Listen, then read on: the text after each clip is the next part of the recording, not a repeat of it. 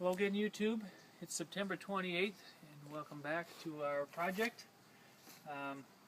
We've extradited a few projects, including starting and finishing all the soffits and fascia on the house. If you've been following the blog, you already knew that that was the case. But that was the source of much frustration over the summer, especially for people like myself that don't particularly care to be that high off the ground. So I think we're somewhere in the neighborhood of about 26 or 20, probably about 26 feet to the peak of our roof, so it'd be a pretty healthy fall from there. But that being said, we've moved past that, and we are in the process of enclosing the house. And so, in our never-ending journey to explore new facets of construction, we have moved on to hanging doors and windows, mostly windows at this point. So I thought we'd just take a moment and sort of take you through how do you install a window. There are several schools of thought, and I'm certainly not claiming to know the only way to do it or the best way to do it. I just know a way to do it. That leads to functional windows. That being said, if you've been following the blog, you may have noticed that there was a post recently about some of the heartache that we've been going through trying to get our windows to operate properly. I'd like to state for the record that not all of that is due to a lack of ability to put in the windows. A lot of that is due to the fact that all of our windows are second-hand windows, so they've already been installed and been uninstalled and have been sitting in our garage, not in their completed state, meaning the sashes were out. So there was some movement and things that happened with the weather over the summer that caused them to bind and do some weird things. But that being said, we have gotten them all to function properly, so I know that these steps do work. So one of our earlier videos, which came out I believe in June, or the end of, probably in June, we talked about how you frame in a window opening, and so if you're not familiar with that, go back and check that out, and you'll know that we're making a rough opening that's slightly larger. I don't believe I talked about that, the dimensions, but generally we're making our opening an inch wider and an inch taller than what the window that's going to be in it will be for physical size. That does a couple of things. First of all, it gives us a little bit of leeway in terms of squaring up the window. A lot of times larger windows and things under their own weight can move out of straightness and therefore have some operational problems. So having a little bit of leeway all around the window lets us shim it and adjust it so that we can get it to operate properly and be plumb and level with the world.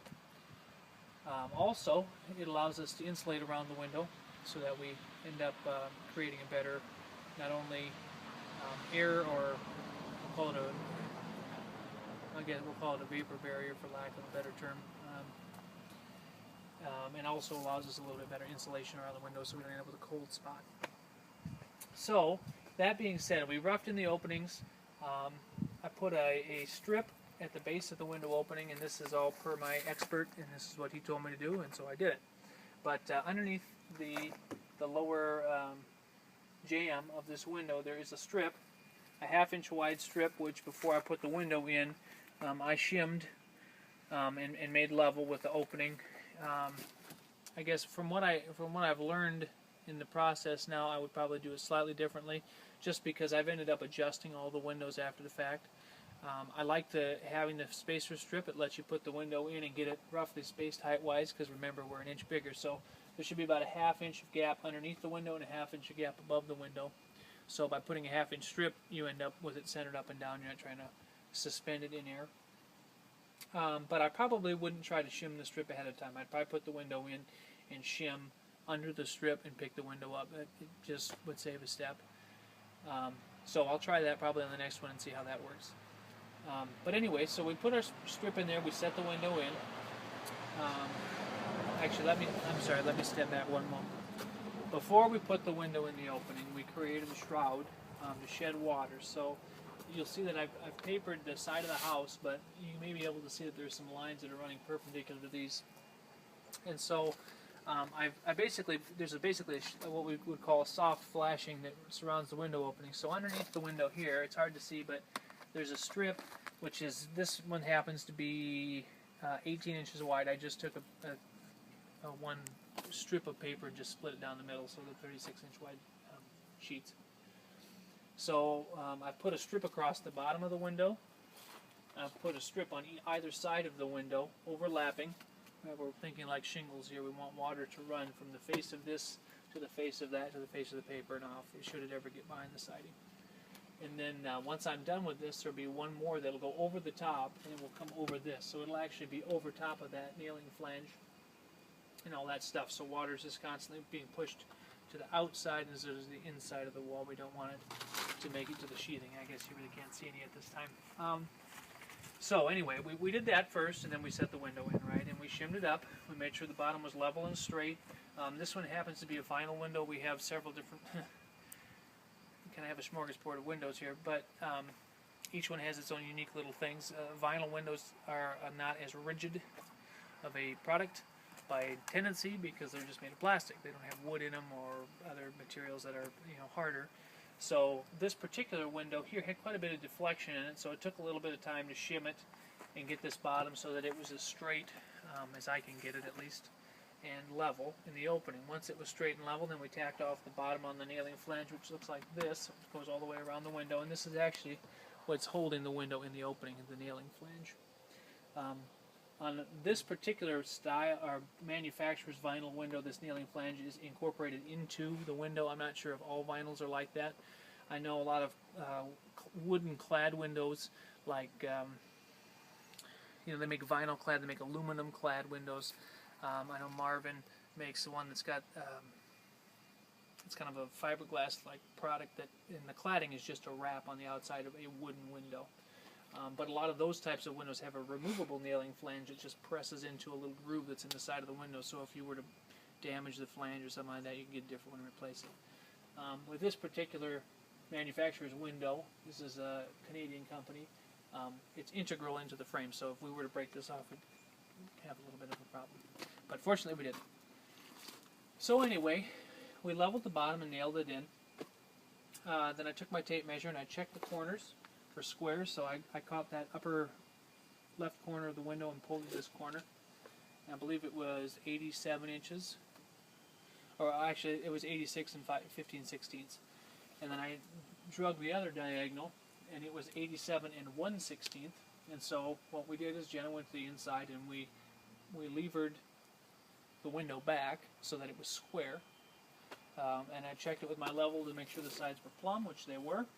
We tacked them off. I'm shortening this process for you because it didn't go that way the first time. But this one went pretty quickly. I think we probably got it all in there and stuff within probably about an hour.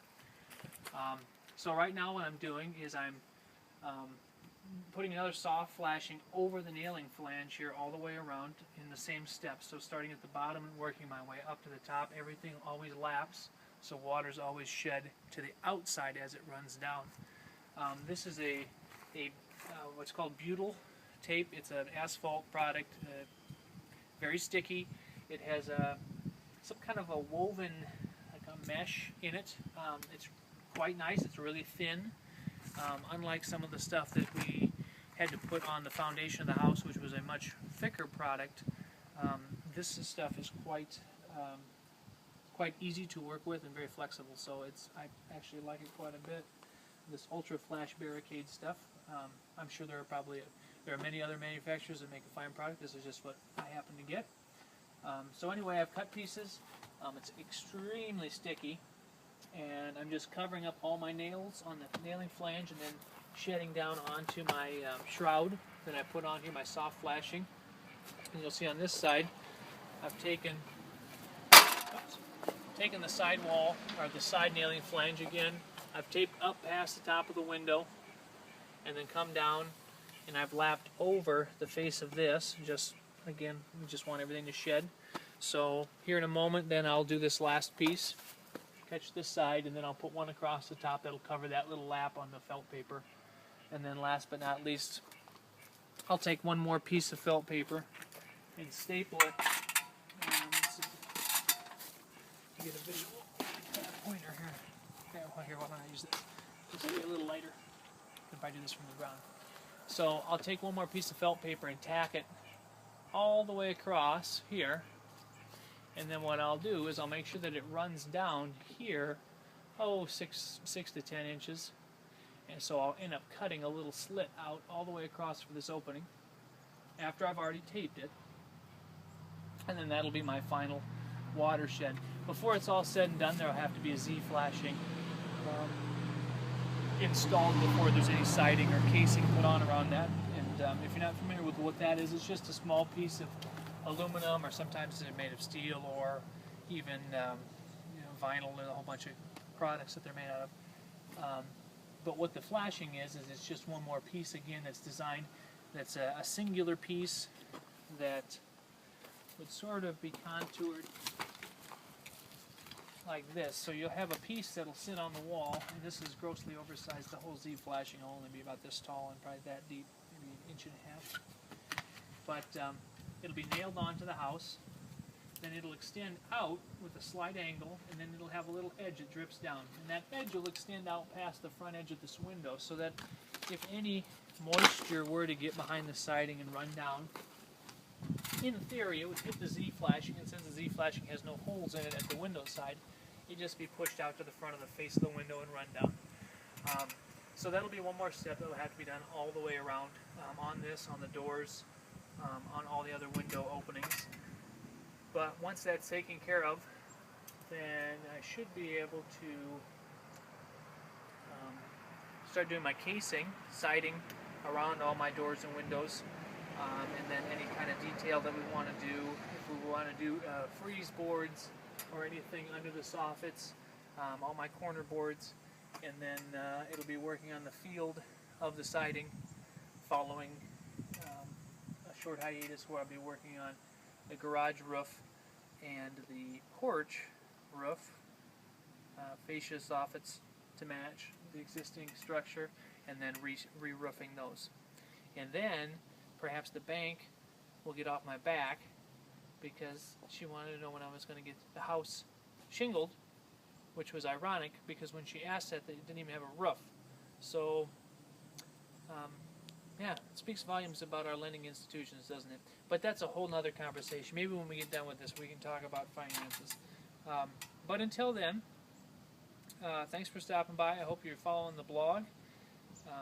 If you're a friend or family of ours and you're checking this out, we'd love to have you stop by sometime and check it out. We're here seemingly all the time. And until we see you again, take care.